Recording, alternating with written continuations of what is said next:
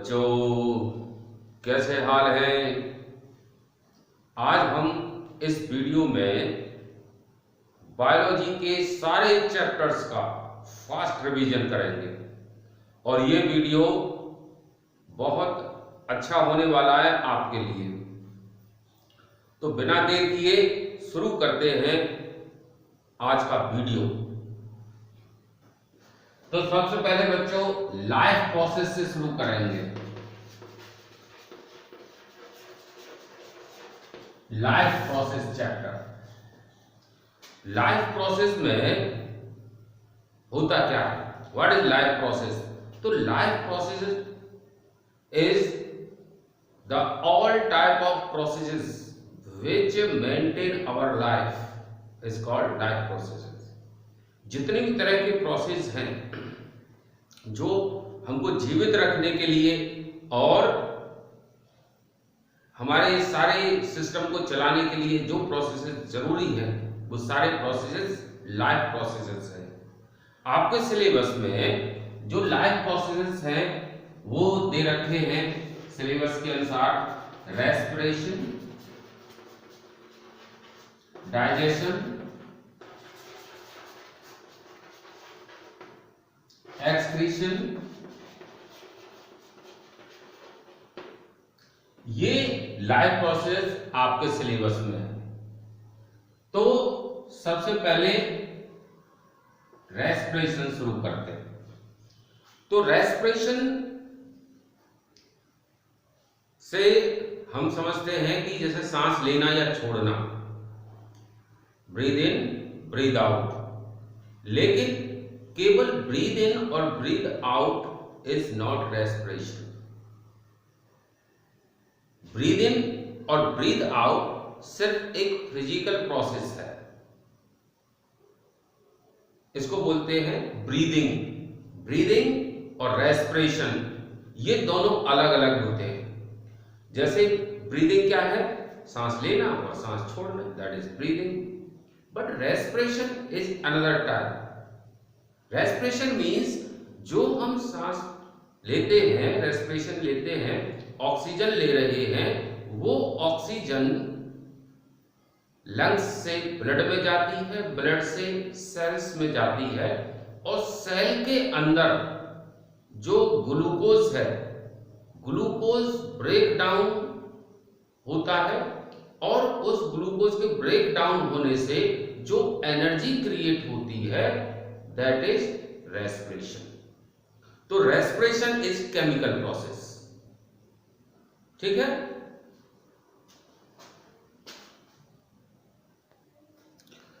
Respiration को हम इस फ्लो चार्ट से समझ सकते हैं। जब हम फूड खाते हैं, भोजन करते हैं, तो वो डाइजेस्ट होता है डाइजेस्टिव सिस्टम में और उसके बाद जो न्यूट्रिएंट है और ग्लूकोज है वो ब्लड के थ्रू डिफरेंट सेल्स तक पहुंचता है, सारे सेल्स तक पहुंचता है। तो सेल के अंदर क्या होता है? सेल के अंदर होता है साइटोप्लाज्म, न्यूक्लियस भी होता है। लेकिन जो ये रेस्पिरेशन का जो प्रोसेस है वो साइटोप्लाज्म में होता है। ग्लूकोज जब सेल के अंदर जाता है, ग्लूकोज का फॉर्मूला क्या है? C6H12O6। साइटोप्लाज्म में ग्लूकोज ब्रेक डाउन होता है साइटोप्लाज्म में और बनता है पायरुविक एसिड। पायरुविक एसिड जिसे पायरुवेट भी बोलते हैं, जिसका फॉर्मूला है CH3COCOH। केमिस्ट्री में नाम है इसका IUPAC, 2-ऑक्सोप्रोपेनोइक एसिड। 2-ऑक्सो 1 2 पर ऑक्सीजन लगा है, 2-ऑक्सोप्रोपेनोइक 3 कार्बन है, तो 2-ऑक्सोप्रोपेनोइक एसिड है इसका नाम। और ये पायरुवेट यानी पायरुविक एसिड अगर ईस्ट में हो, खमीर जिसे कहते हैं, एब्सेंस ऑफ ऑक्सीजन में ईस्ट के अंदर ये ईस्ट इस प्रोपेनोइक एसिड से इथेनॉल बना देता है और CO2 निकलती है प्लस एनर्जी। और इस प्रोसेस में एनर्जी जो रिलीज होती है वो 2 एटीपी होती है मैक्सिमम। और अगर यही पायरुवेट मसल्स के अंदर लैक ऑफ ऑक्सीजन में अगर ये ब्रेक डाउन हो रहा है, ये कहाँ होगा?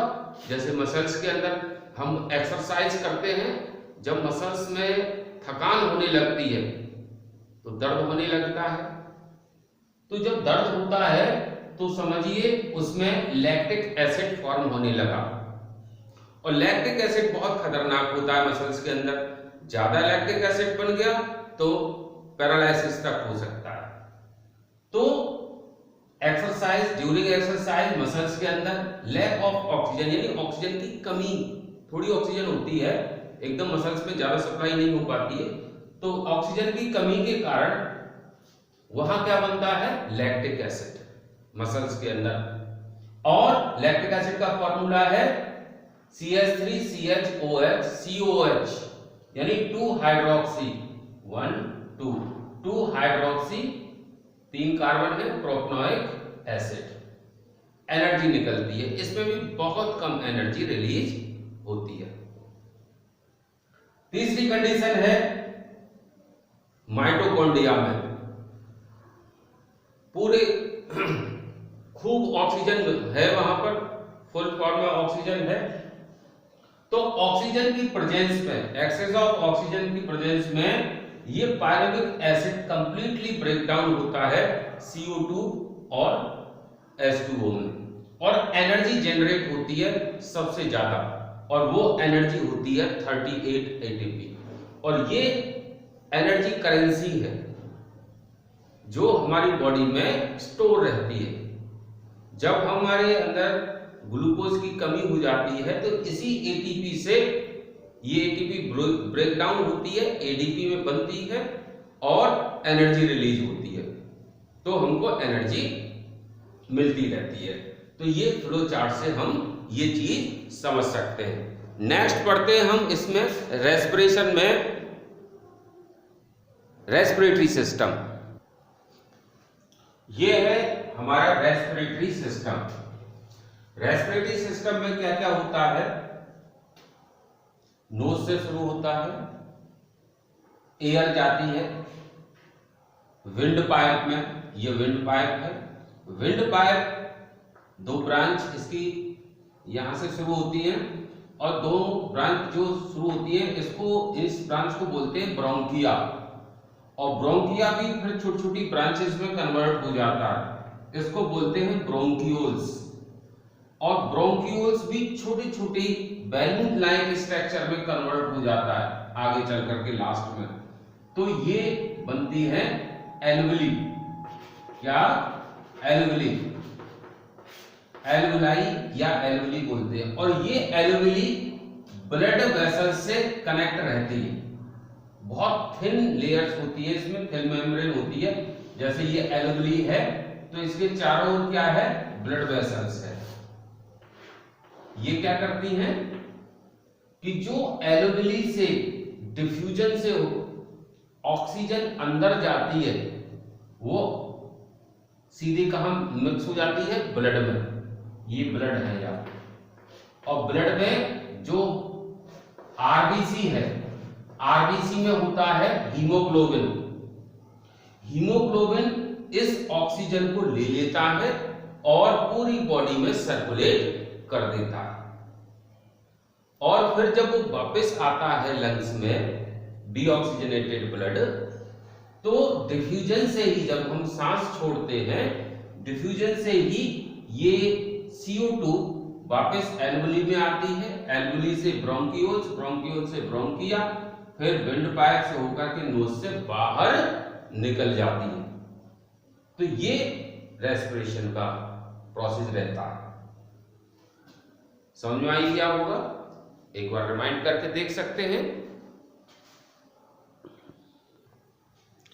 अब पढ़ते हैं transportation in human beings, blood circulation.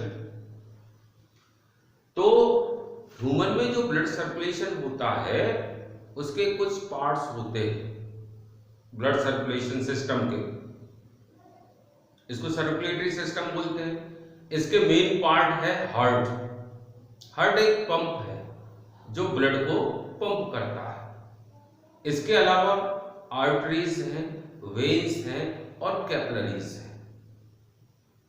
Artery में प्योर ब्लड सर्कुलेट होता है, वेन्स में इम्प्योर यानी डीऑक्सीजनेटेड ब्लड, और कैपिलरीज बहुत छोटी हैं जो बहुत छोटे छोटे पार्ट्स तक ब्लड को ले जाती हैं। दो आर्टरी ऐसी भी है, एक आर्टरी में प्योर ब्लड फ्लो होता है, लेकिन एक आर्टरी में इम्प्योर ब्लड फ्लो होता है, वो है पल्मोनरी आर्टरी, जो ब्लड को लंग्स तक ले जाती है। इस आर्टरी में इम्प्योर ब्लड फ्लो होता है। और वेन्स, जो भी वेन होती हैं उनमें इम्प्योर ब्लड फ्लो होता है, लेकिन जो पल्मोनरी वेन है जिसमें से ब्लड आता है हार्ट में, लेफ्ट चैम्बर में, इसमें प्योर ब्लड फ्लो होता है। ये चीज ध्यान रखने वाली बात है। तो अब ये सामने हार्ट का डायग्राम है और इसमें समझते हैं ब्लड कैसे फ्लो होता है। तो ब्लड बच्चों एक तरफ से शुरू करते हैं। बॉडी से ब्लड आ रहा है और बॉडी से ब्लड हार्ट में जब आता है तो वो इम्प्योर होता है, डीऑक्सीजनेटेड होता है। तो डीऑक्सीजनेटेड ब्लड कहां आएगा? ये आपका राइट पार्ट है और ये लेफ्ट है। तो राइट एट्रियम में कहां से? वेना केवा, जो भी है veins, vena cava upper part से अपर वेना केवा लेके आएगी, lower vena cava lower part से ब्लड लेके आएगी।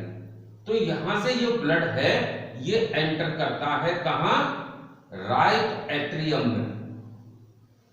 राइट एट्रियम जब कॉन्ट्रैक्ट होता है तो ब्लड वाल्व के जरिए राइट वेंट्रिकल में चला जाता है, और राइट वेंट्रिकल जब कॉन्ट्रैक्ट होता है ये रिलैक्स होगा, ये कॉन्ट्रैक्ट होगा। तो पल्मोनरी आर्टरी से ब्लड सीधा कहां जाएगा? लंग्स में, और लंग्स से फिल्टर होगा, उसमें डिफ्यूजन से ऑक्सीजन और CO2 एक्सचेंज होगी, ऑक्सीजन आएगी, CO2 निकलेगी, और फिर लंग्स से वापस लौट के आएगा पल्मोनरी वेन्स से ऑक्सीजनेटेड ब्लड, और पल्मोनरी वेन से जब लौट के आएगा लंग्स से तो कहां आएगा? लेफ्ट एट्रियम में।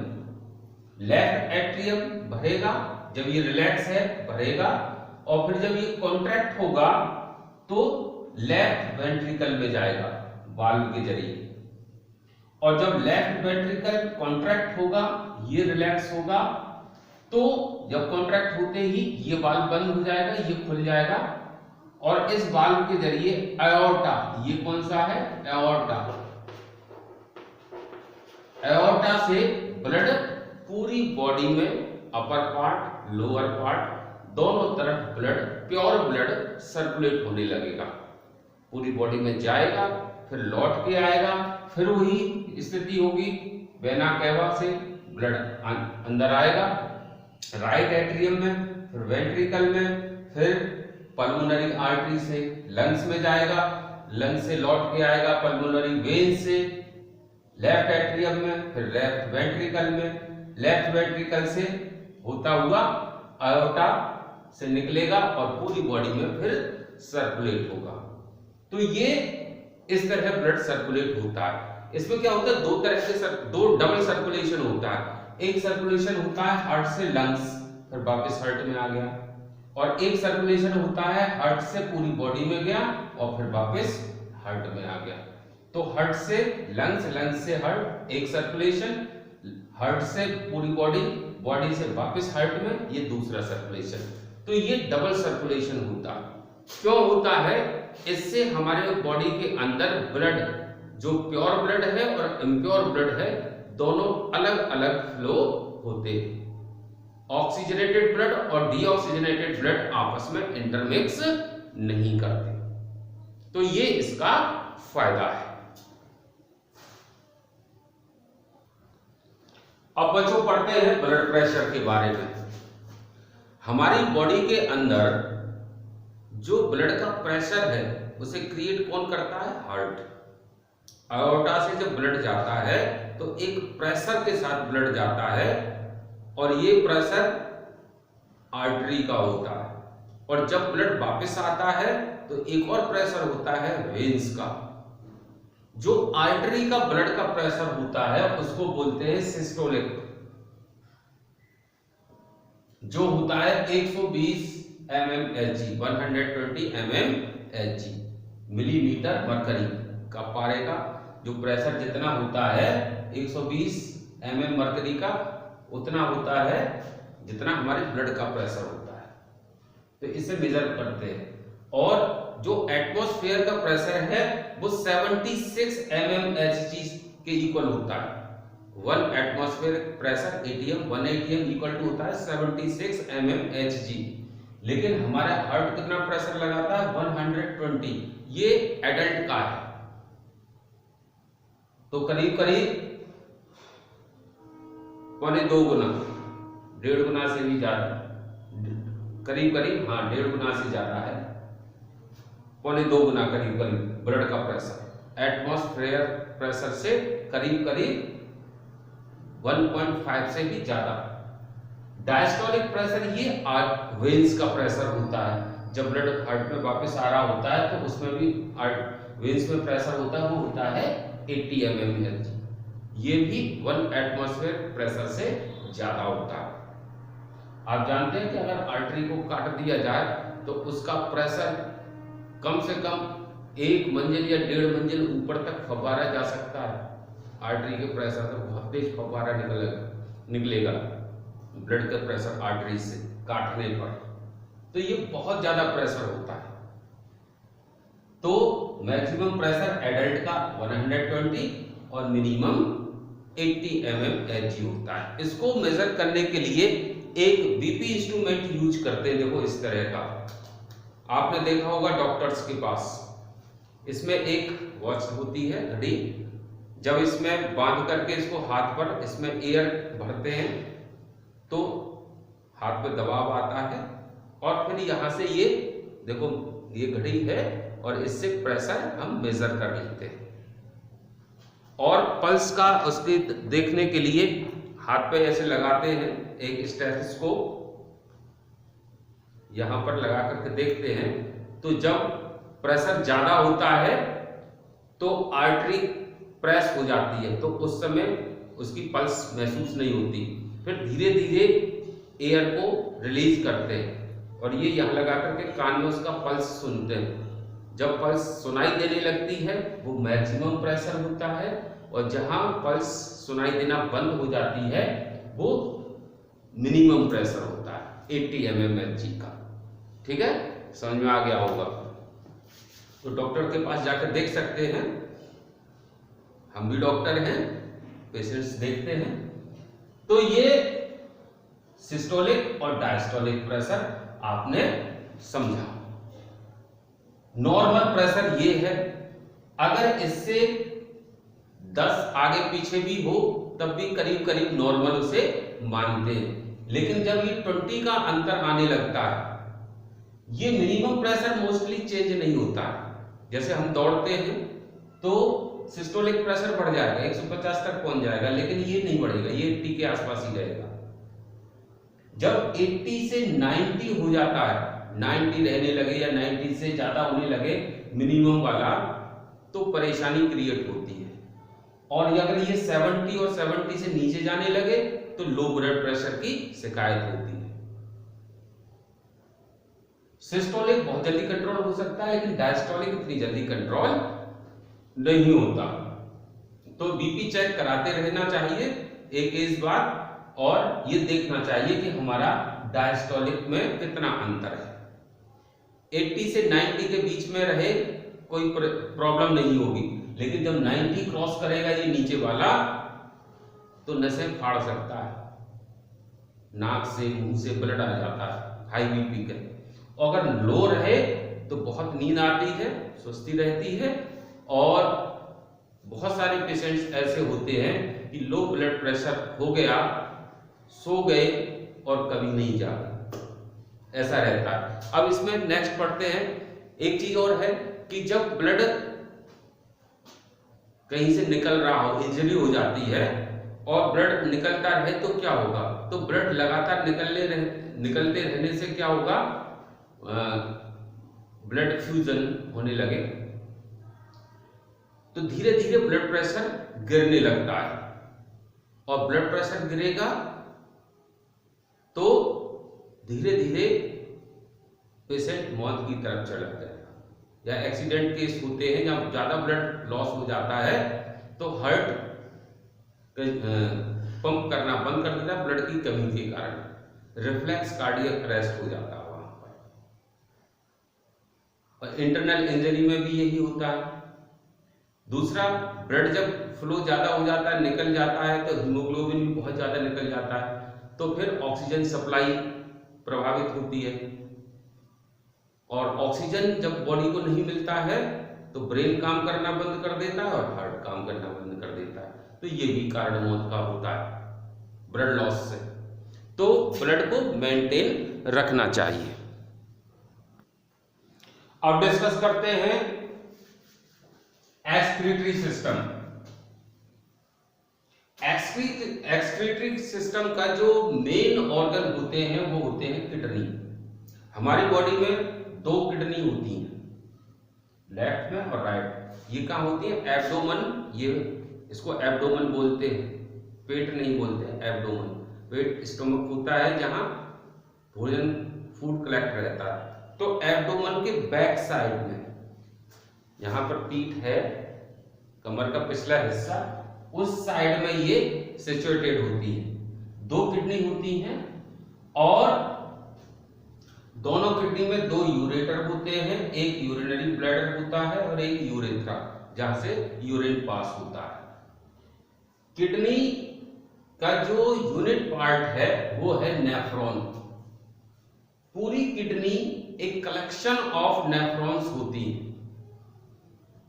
जब ये नेफ्रॉन फिल्टर करना बंद कर देते हैं यूरिन को, तो किडनी फेल्योर हो जाता है, फिर डायलिसिस कराना पड़ता है, हॉस्पिटल जाना पड़ता है, हर 15 दिन में डायलिसिस कराना पड़ता है। डायलिसिस में होता क्या है कि वेन आर्टरी को मशीन से कनेक्ट कर देते हैं और वो एक आर्टिफिशियल किडनी का काम करती है, वहां से ब्लड में से आपके यूरिया और दूसरे टॉक्सिन्स को फिल्टर कर देती है और ब्लड वापस फिर ब्लड बॉडी में ट्रांसफर हो जाता है।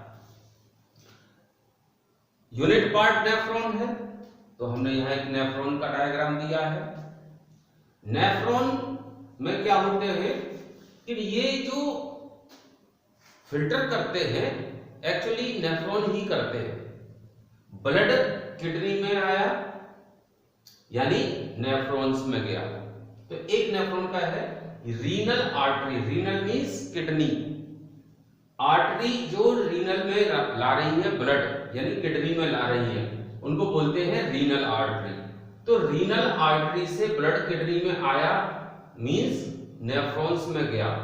तो कहां जाता है ब्लड सबसे पहले आर्टरी से, बोमेन्स कैप्सूल के अंदर। ये कप लाइक स्ट्रक्चर है और जिसके अंदर बहुत सारे कैपिलरीज का कॉइल्स यानी बहुत सारी कैपिलरी इकट्ठी होकर के भरी होती है। अब इसमें ब्लड अंदर जाता है इन कैपिलरीज में, और ये बहुत थिन वॉल्ड होती है, जिनसे क्या होता है कि ब्लड में से उन वॉल्व से ऑस्मोटिक प्रेशर के कारण बहुत सारा toxins, glucose, water, minerals filter हो जाते हैं। तो टॉक्सिन्स के साथ एसेंशियल न्यूट्रिएंट भी फिल्टर हो जाते हैं बोमेन्स कैप्सूल के अंदर। ठीक है, अब देखो जो ये कॉइल्स भरी हैं इसको क्या बोलते हैं, ग्लोमेरुलर। पूरा part Bowman's capsule, Bowman's capsule के अंदर जो कॉइल्स कैपिलरीज की हैं उनको बोलेंगे ग्लोमेरुलर। अब यहां से जो फिल्टर हुआ वो एक ट्यूबुलर पार्ट है नेफ्रॉन्स का, अगला यहां से जाता है। अब जो एसेंशियल न्यूट्रिएंट जो फिल्टर हो गए बोमेन्स कैप्सूल से, वो एसेंशियल न्यूट्रिएंट इस ट्यूबुलर पार्ट से दोबारा रीअब्सॉर्ब हो जाते हैं, जैसे सॉल्ट है, शुगर है, विटामिन्स हैं, वो वापस रीएब्सॉर्ब इस ट्यूबुलर पार्ट से नेफ्रॉन के हो जाती है और फिर ये आगे जाकर के इस कलेक्टिंग डक्ट से ये हर नेफ्रॉन जुड़ा होता है। ऐसे कलेक्टिंग डक्ट होती है, सारे नेफ्रॉन्स का एक छोटे छोटे पार्ट से इस कलेक्टिंग डक्ट से ये ब्रांचेस दिखाई है, इनसे ये कनेक्ट होते हैं और फिर जो पॉइजनस या टॉक्सिन्स हैं वो पानी के साथ सॉल्युबल होते हैं पानी में और उसके साथ ये यहाँ कलेक्ट हो जाते हैं और ये बनाती है फिर यूरेटर। ये बड़ी ट्यूब है, ये बहुत छोटी ट्यूब है, ऐसी बहुत सारी ट्यूब मिलकर के यूरेटर बना देती है। अंदर से यूरेटर से निकलता है और फिर यूरिन आ जाता है यूरिनरी ब्लैडर में और जब नेचुरल कॉल होती है तो यूरेथ्रा से पास हो जाता है। तो ये हो गया आपका एक्सक्रीटरी सिस्टम। अगर कोई पार्ट समझ में नहीं आया तो रिमाइंड करिए और देखिए। इसी के साथ मैं आपको बता दूं कि एक्सक्रीशन इन प्लांट में भी एक्सक्रीशन होता है, लेकिन प्लांट में कौन कौन से चीज एक्सक्रीशन करती हैं?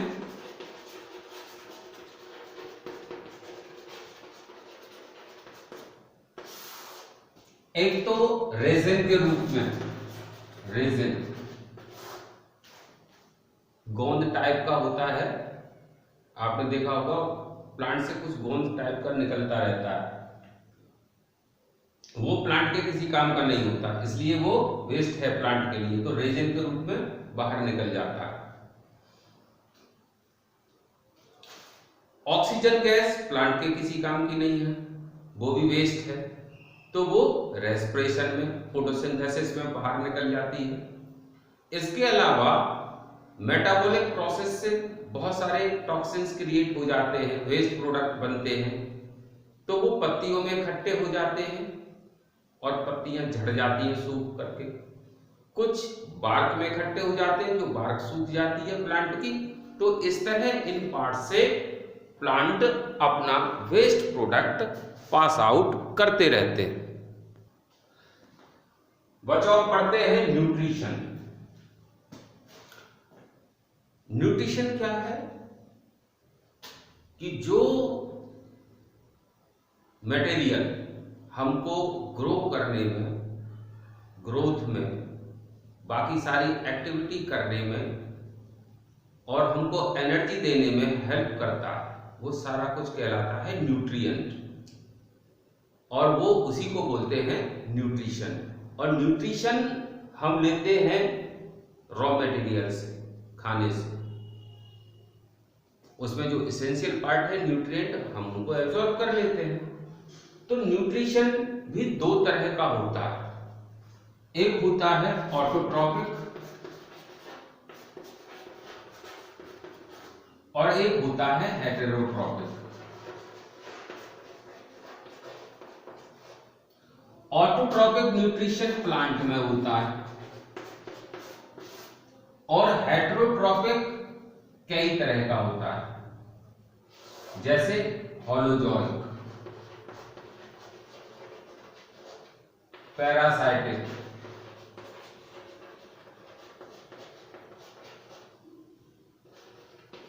ठीक है, और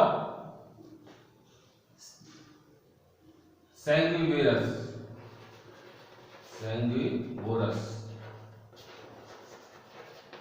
मच्छर आते हैं खून चूसते हैं, वो है। तो हमारे सिलेबस में 10th के में होलोजोइक न्यूट्रिशन है, ठीक है, ये हम अभी पढ़ेंगे। तो सबसे पहले पढ़ेंगे हम ऑटोट्रॉपिक न्यूट्रिशन, जो किसमें होता है? प्लांट्स में। प्लांट क्या करते हैं? फोटोसिंथेसिस, और फोटोसिंथेसिस से वो अपना फूड प्रिपेयर करते हैं, उनको बाहर से कहीं से लाने की जरूरत, खाने की जरूरत नहीं पड़ती। एयर से CO2 लेते हैं, जमीन से पानी और मिनरल्स ये एब्सॉर्ब करते हैं बाय रूट्स। पत्तियों के अंदर प्लांट के अंदर क्लोरोप्लास्ट होता है, क्लोरोफिल होता है, जो ये क्या करता है, सनलाइट को ट्रैप करता है। वहां से जो हीट एनर्जी है, लाइट एनर्जी है, उसको यूज करके अपना फूड तैयार करता है। जब लाइट पत्तियों पर पड़ती है, लीव्स पर पड़ती है, तो 3 घटनाएं कंटिन्यू होती है। पहले तो क्लोरोप्लास्ट जो है वो लाइट एनर्जी को केमिकल एनर्जी में कन्वर्ट करता है, नंबर 1। दूसरा, जो वाटर लिया है, वाटर को वो ब्रेक डाउन करता है हाइड्रोजन और ऑक्सीजन में, सेकेंड पार्ट में, और जो एब्जॉर्ब की हुई एनर्जी उसे केमिकल एनर्जी में कन्वर्ट करता है। फिर थर्ड स्टेप है कि जो हाइड्रोजन ब्रेक होकर के निकली है वाटर से, वो CO2 के साथ, जो रेस्पिरेशन से प्लांट ने ली है, CO2 के साथ वो कंबाइन होती है, यानी CO2 का रिडक्शन होता है। CO2 का रिडक्शन होता है, इसमें हाइड्रोजन जुड़ती है और ग्लूकोज बनता है, C6H12O6। तो ये प्रोसेस है। तो यहां जो रेस्पिरेशन का जो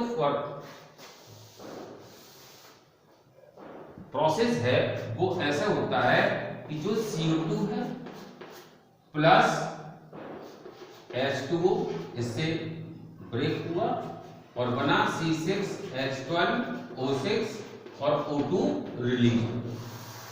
ये फोटोसिंथेसिस का फॉर्मूला है, इक्वेशन है। तो 3 स्टेप समझ में आ गए होंगे। ये बोर्ड में कई बार पूछा जाता है, right the 3 step which happens continuously. तो वो आपको लिखने हैं फोटोसिंथेसिस में कि क्या होता है कि लाइट एनर्जी सबसे पहले ट्रैप हुई, एब्सॉर्ब हुई, एनर्जी में कन्वर्ट हुई, वाटर मॉलिक्यूल टूटा हाइड्रोजन ऑक्सीजन में, और फिर CO2 का रिडक्शन हो गया। ये चीजें आपको बोर्ड में लिखनी पड़ती है। तो ये होगा। इसके अलावा जो फूड बना है लीव्स के अंदर, वो फ्लोएम के जरिए बॉडी के डिफरेंट पार्ट्स तक चला जाता है, सारे डायरेक्शन में वो सप्लाई करता है फ्लोएम, ऑल डायरेक्शन। और जो वाटर है, मिनरल है, वो रूट एब्सॉर्ब करती है और कैपिलरी सिस्टम से वो ऊपर तक, रूट से टिप ऑफ द प्लांट तक पहुंच जाती है। जो असेंडिंग ऑफ वाटर है, मिनरल्स हैं, वो यूनिडायरेक्शनल होते हैं, अपवर्ड, यानी असेंडिंग ऑफ सैप बोलते हैं इसको। ये सिर्फ अपवर्ड डायरेक्शन में होता है।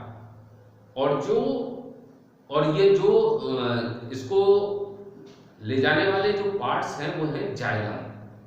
जाइलम के मोस्टली पार्ट डेड सेल्स के, डेड टिश्यूज के बने होते हैं। इनको वाटर ट्रांसपोर्ट करने में कोई भी एनर्जी खर्च नहीं करनी पड़ती, जबकि जो फ्लोएम के पार्ट्स हैं, कंपोनेंट हैं, वो लिविंग टिश्यू, लिविंग सेल के बने होते हैं और फूड को ट्रांसपोर्ट करने के लिए एनर्जी की जरूरत पड़ती है।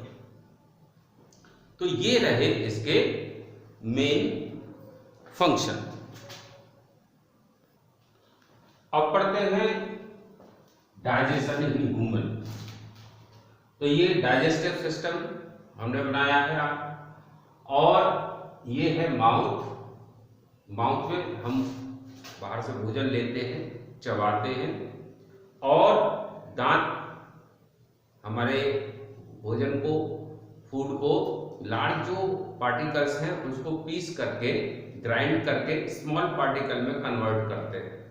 मुंह में जीभ होती है, और जीभ क्या करती है, जो सलाइवरी ग्लैंड से सलाइवा निकलता है, जीभ उस सलाइवा को फूड के साथ मिक्स करती है, जिससे निगलना आसान हो जाता है। लार के अंदर, यानी कि सलाइवा के अंदर, एक एंजाइम होता है, इसको बोलते हैं सलाइवरी एमाइलेज। ये स्टार्च को ग्लूकोज में कन्वर्ट करता है। जो डाइजेशन प्रोसेस है वो मुंह से ही स्टार्ट हो जाता है, फिर इसके बाद निकला जाता है ऑइसोफेगस से, स्टोमक के अंदर फूड आता है, एसोफेगस में कोई भी डाइजेशन नहीं होता। जब फूड स्टोमक में आता है तो स्टोमक की वॉल से, इन गैस्ट्रिक वॉल से गैस्ट्रिक ग्लैंड्स होती हैं, गैस्ट्रिक मींस स्टोमक, तो वहां गैस्ट्रिक जूस निकलता है जिसमें HCl होता है। HCl क्या करता है कि अगर फूड के साथ कोई जर्म्स आ गए हैं तो वो उसको किल कर देगा, मार देगा। इसके अलावा फूड के लिए फूड को एसिडिक बना देता है। एसिडिक क्यों बनाता है? क्योंकि स्टोमक के अंदर कुछ एंजाइम्स भी होते हैं। स्टोमक की लाइनिंग से कुछ एंजाइम्स निकलते हैं ग्लैंड से।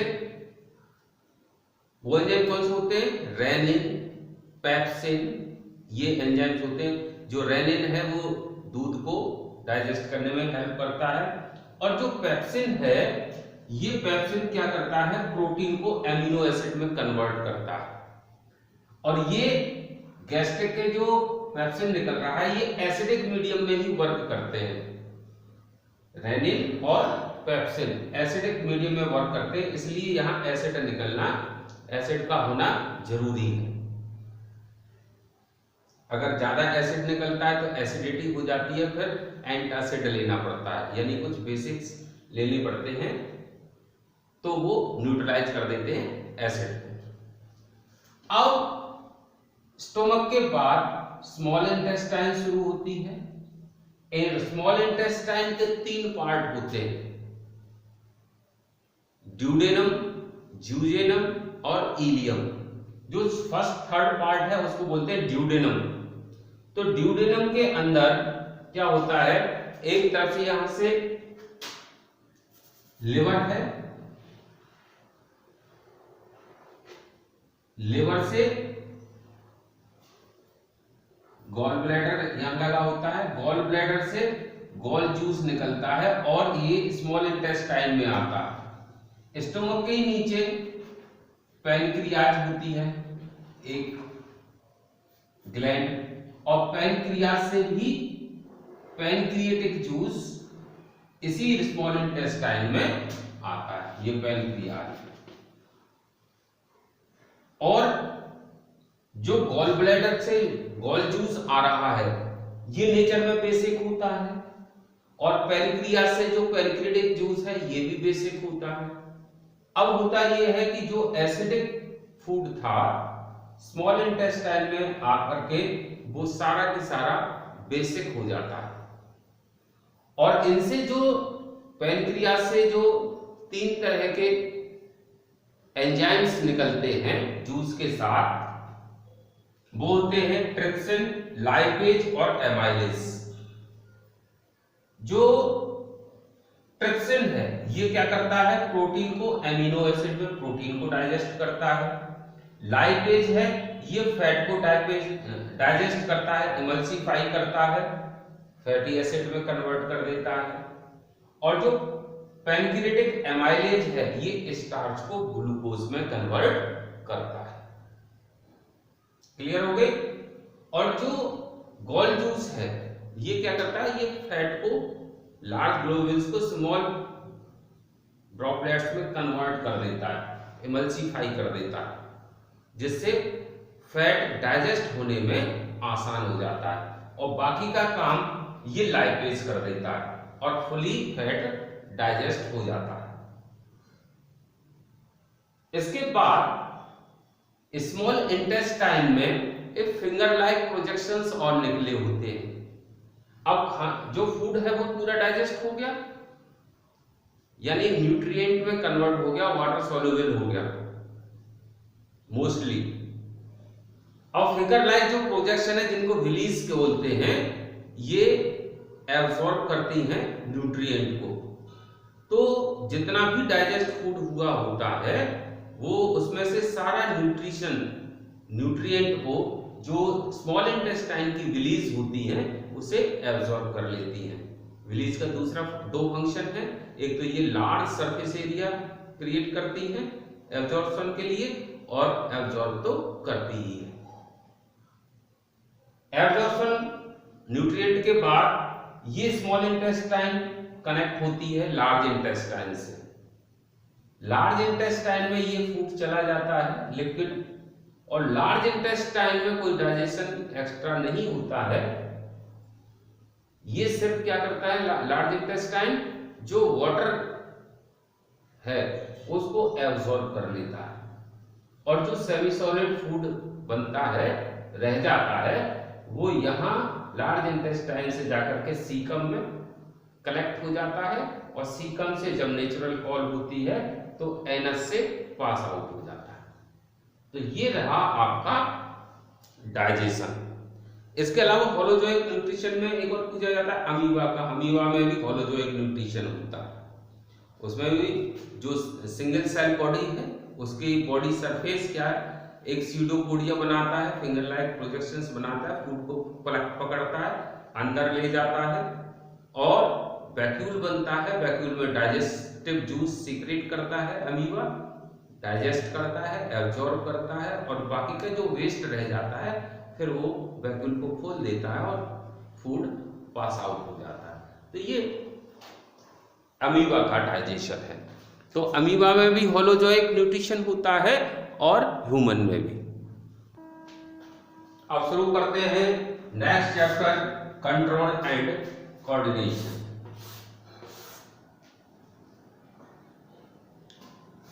कंट्रोल यानी नियंत्रण, कोऑर्डिनेशन मीन्स मिलजुल करके काम करना, सहयोग।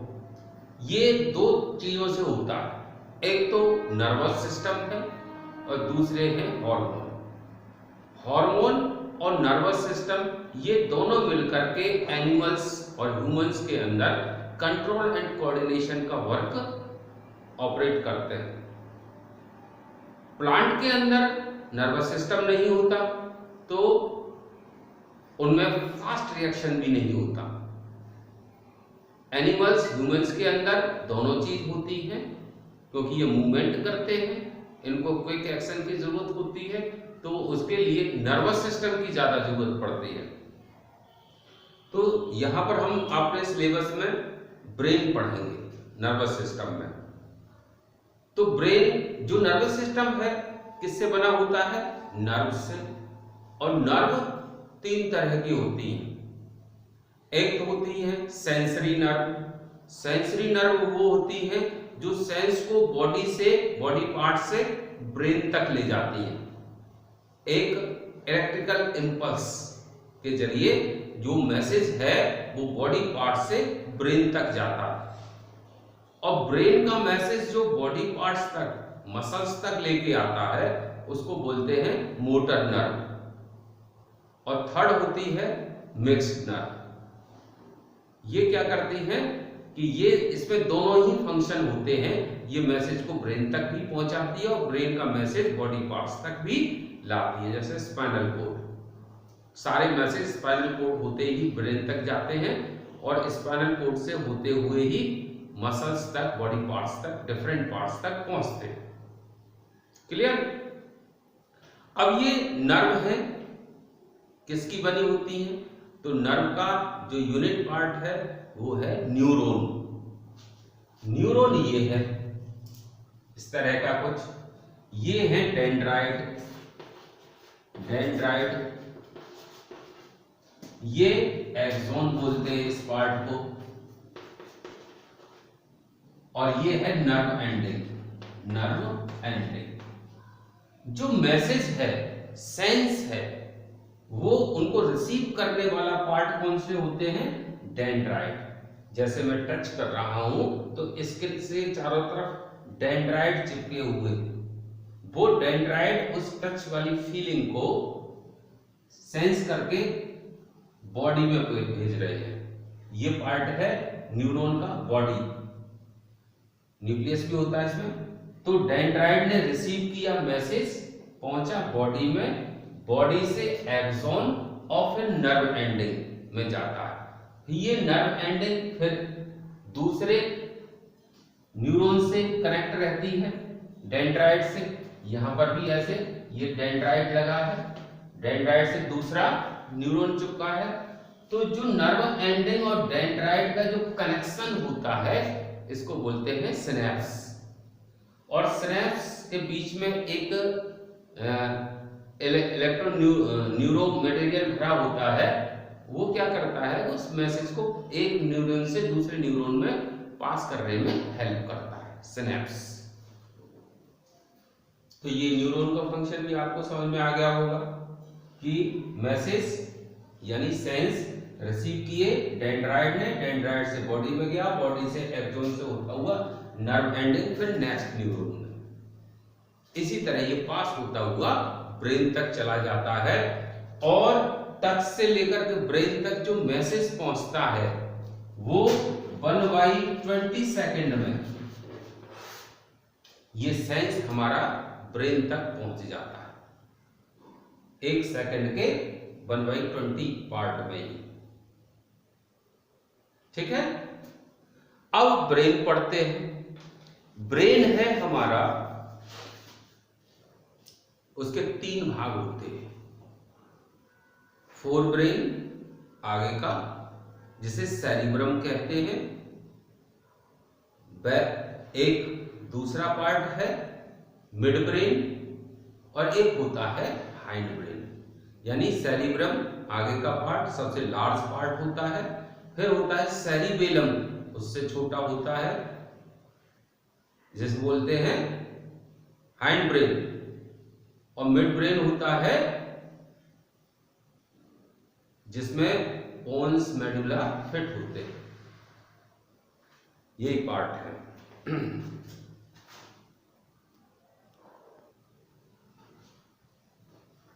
तो ब्रेन के, जैसे मैंने बताया, ब्रेन के 3 part, fore brain, hind brain और मिड ब्रेन।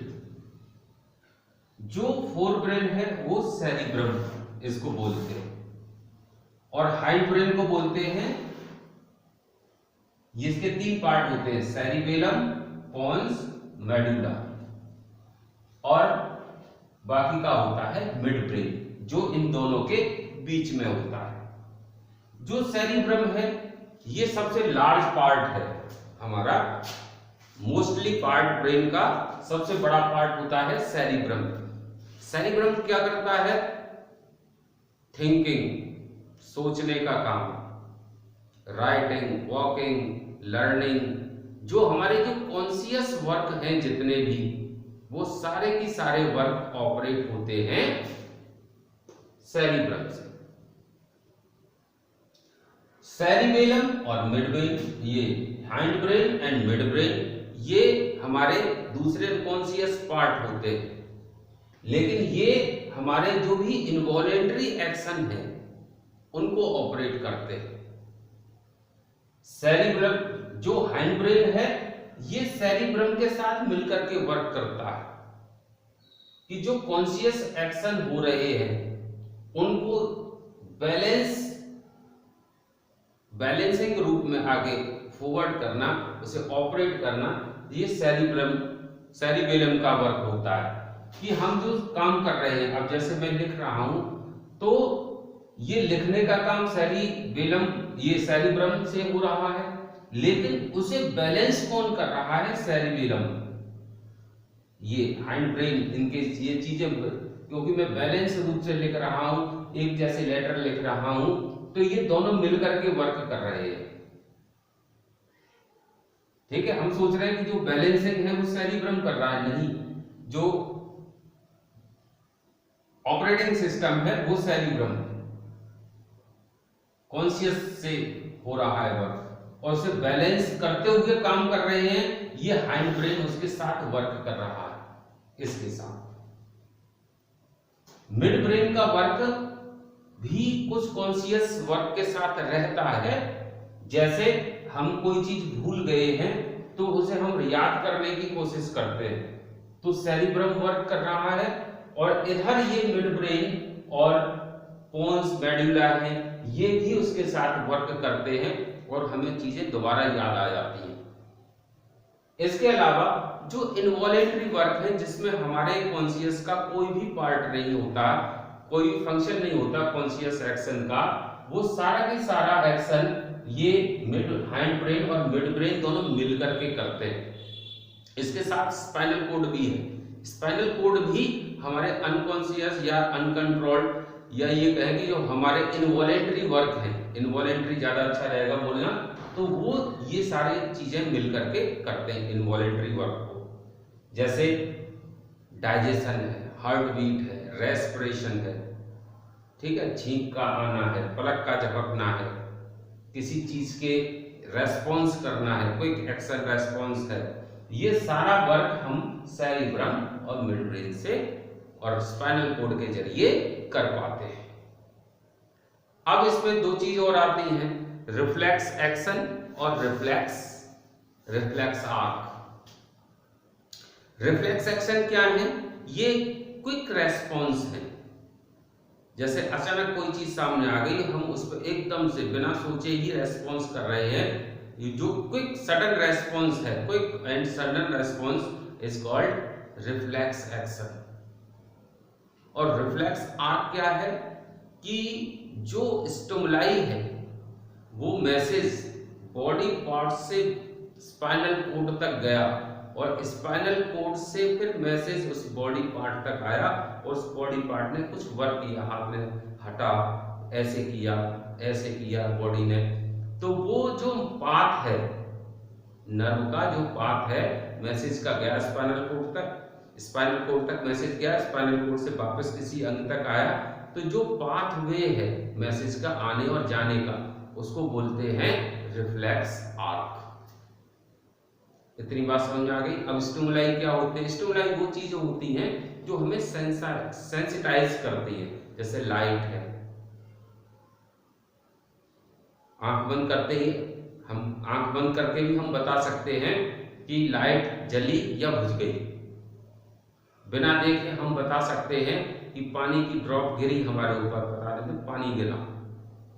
तो जो पानी है, पानी का गिरना, वो क्या है? स्टिमुलाई। लाइट आंखों में पड़ती है तो लाइट क्या है? स्टिमुलाई, वो हमें स्टिमुलेट कर रही है।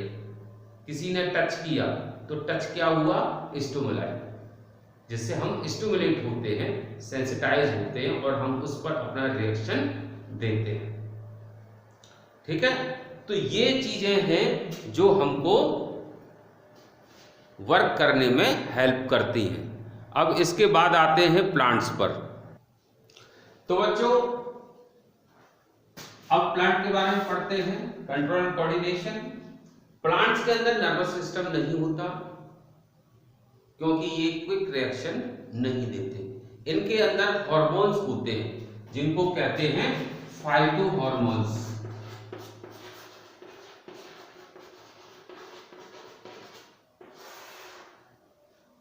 प्लांट के हार्मोन्स को बोलते हैं फाइटो हार्मोन्स।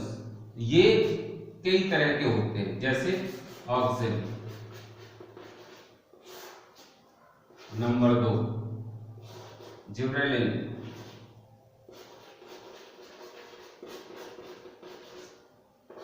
साइटोकाइनिन,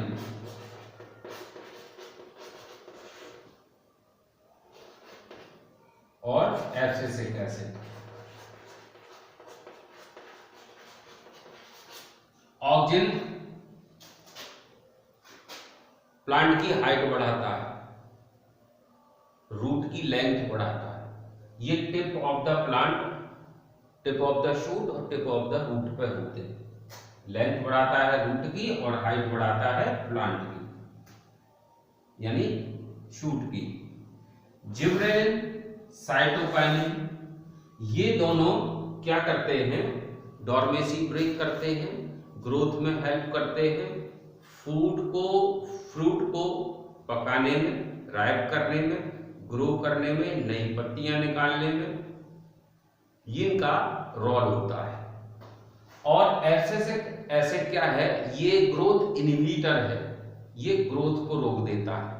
इसके बढ़ने से क्या होता है? पत्तियां सूख जाती हैं, गिर जाती हैं, प्लांट की डेथ हो जाती है, सेल मर जाते हैं। तो ये एब्सिसिक एसिड का वर्क होता है। इसके अलावा जो कोऑर्डिनेशन होता है प्लांट के अंदर, वो दो तरह से होता है,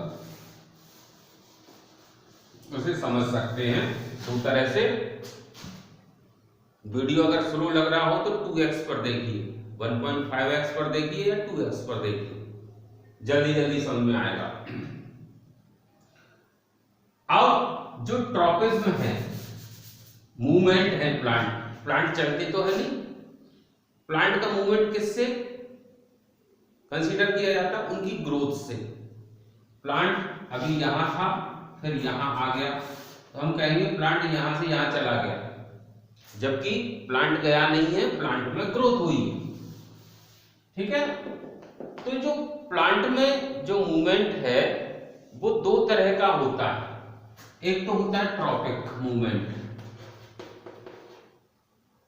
और एक होता है nastic movement.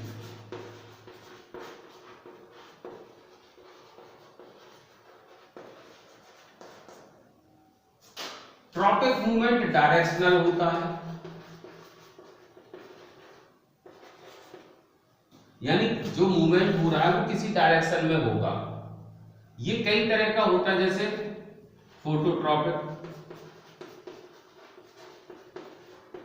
Movement towards the light, thigmotropism,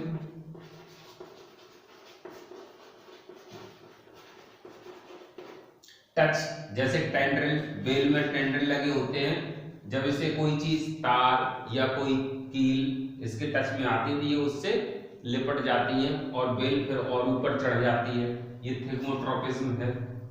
hydrotropism, जो रूट की ग्रोथ होती है वो पानी की तरफ होती है, उसको बोलते हैं हाइड्रोट्रॉपिज्म। जियोट्रॉपिज्म,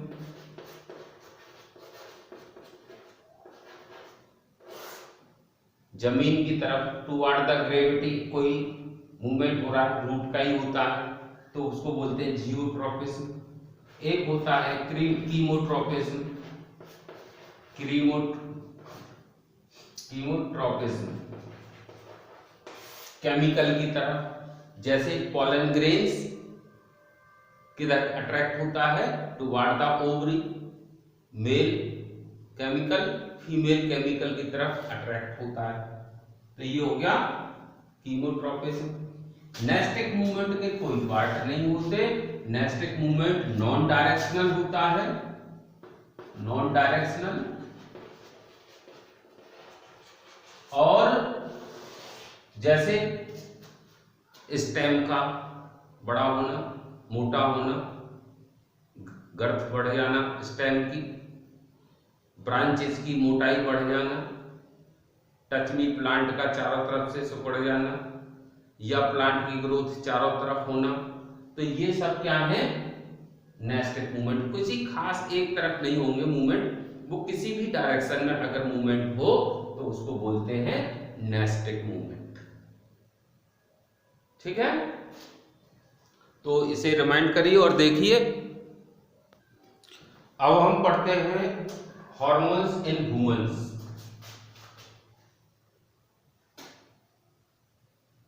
हॉर्मोन्स कौन सीक्रेट करता है?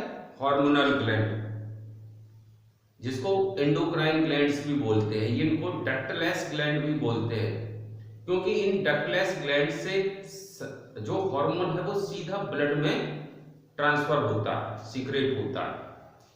तो जो ब्रेन के अंदर एक हार्मोनल ग्लैंड होती है, इसका नाम है पिट्यूटरी ग्लैंड, इसको मास्टर ग्लैंड भी बोलते हैं। ये कान के पीछे की साइड इधर बटन के आकार की होती है। ये GH, LH हार्मोन्स और भी हार्मोन्स होते हैं, मेन हार्मोन ये है, इनको सीक्रेट करती है। Growth hormone, luteinizing hormone. अगर पिट्यूटरी हार्मोन से हार्मोन सीक्रेट नहीं होंगे तो बाकी ग्लैंड्स भी हार्मोन सीक्रेट नहीं करेंगी। ये सारे ग्लैंड्स को रेगुलेट करती है। ग्रोथ हार्मोन है, इससे हमारी लंबाई बढ़ती है, हाइट वेट बढ़ता है। अगर ग्रोथ हार्मोन का सीक्रेशन कम होगा तो ड्वार्फ रह जाएंगे, बौने रह जाएंगे। जिनमें सीक्रेशन ज्यादा होता है बच्चों में, वो बहुत जल्दी लंबे हो जाते हैं। ल्यूटिनाइजिंग हार्मोन्स हैं, ये दूसरे जो सेक्स हार्मोन्स हैं, उनकी ग्लैंड हैं, उनको ये रेगुलेट करता है। थायराइड ग्लैंड है, इससे थायरॉक्सिन हार्मोन निकलता है। ये प्रोटीन, फैट वगैरह, ये इन सबको, कार्बोहाइड्रेट, इनको डाइजेस्ट करने में हेल्प करता है। ये डाइजेस्ट नहीं करता, बाकी ये उन ग्लैंड्स को अपना प्रभाव दिखाता है, उन एंजाइम्स को सीक्रेट कराने में हेल्प कर देता है, जिससे डाइजेशन होता है। और दूसरी एक्टिविटीज भी होती हैं, मेटामॉर्फोसिस यानी शरीर का बदलना, बड़ा होना, ग्रोथ होना, ये भी इसमें इसका शामिल होता है। टेस्टिस से टेस्टोस्टेरोन निकलते हैं, इसे मेल हार्मोन बोलते हैं। टेस्टोस्टेरोन ये क्या करता है, सेकेंडरी सेक्स कैरेक्टर क्रिएट करता है, जैसे मेल्स के दाढ़ी मूंछ आना, कंधे चौड़े होना, मसल्स बड़े होना, आवाज भारी होना, तो ये सारी चीजें टेस्टोस्टेरोन से आती हैं। ओवरीज से प्रोजेस्टिन हार्मोन, इसे फीमेल हार्मोन कहते हैं, इससे फीमेल कैरेक्टर, सेकेंडरी कैरेक्टर आते हैं, जो फीमेल की एक्टिविटीज होती हैं सारी की सारी। पैनक्रियास से इंसुलिन सीक्रेट होता है, जो डायबिटीज को कंट्रोल करता है, यानी ग्लूकोज को कंट्रोल करता है। तो ये हो गए मेन ग्लैंड्स, मेन हार्मोन और मेन फंक्शन। अब नेक्स्ट चैप्टर लेते हैं, how do organism reproduce. Organism कैसे रिप्रोड्यूस होते हैं? तो रिप्रोडक्शन दो तरह का होता है, एक तो होता है सेक्सुअल रिप्रोडक्शन, एक होता है एसेक्सुअल।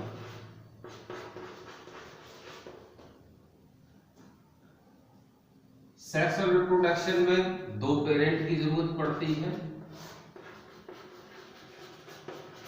इसमें एसेक्सुअल रिप्रोडक्शन में ऐसी कोई भी नीड नहीं होती।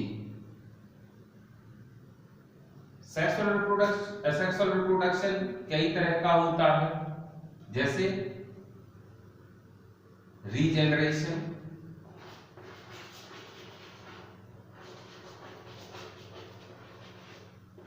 बॉडी का पार्ट कोई टूट जाए तो टूटे हुए पार्ट है वो वहां से दोबारा से बाकी का पार्ट क्रिएट हो जाता है, जैसे छिपकली की पूंछ, ठीक है, तो वो होता है रीजेनरेशन। इसमें रीजेनरेटिव टिश्यूज होते हैं जो बाकी के बॉडी का पार्ट को रीजेनरेट कर देते हैं। फ्रेगमेंटेशन,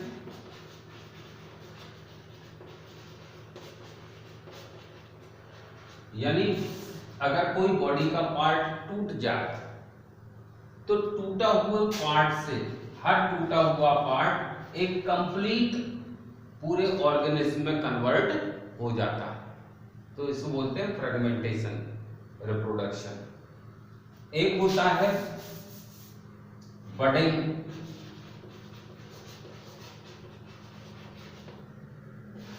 जैसे ईस्ट है, यहां से बड निकली छोटी सी कली और फिर थोड़ी बड़ी हुई और बॉडी, मेन बॉडी पार्ट से अलग हो गई, ये होता है बडिंग रिप्रोडक्शन।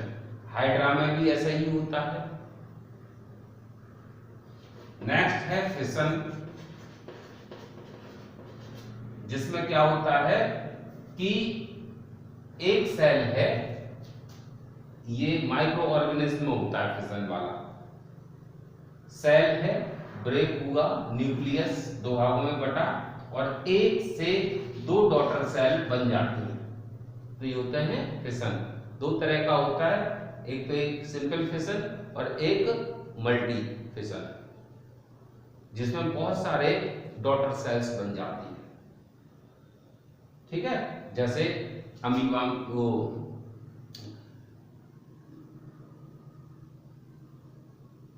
प्लाज्मोडियम एग्जाम्पल, उसमें बहुत सारे जो साइटोप्लाज्म है, न्यूक्लियस है, बहुत सारी छोटी छोटी में कन्वर्ट हो जाता है छोटे छोटे डॉटर सेल्स में, और बहुत सारे फिर प्लाज्मोडियम क्रिएट हो जाते हैं।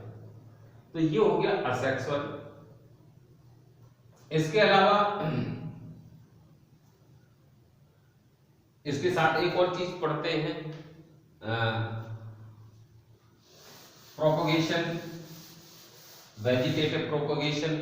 तो वेजिटेटिव प्रोपोगेशन क्या होता है कि बॉडी के किसी भी पार्ट से नई प्लांट का ग्रो करा देना, तो ये होता है वेजिटेटिव प्रोपोगेशन। या ग्रो हो जाए जैसे लीफ से,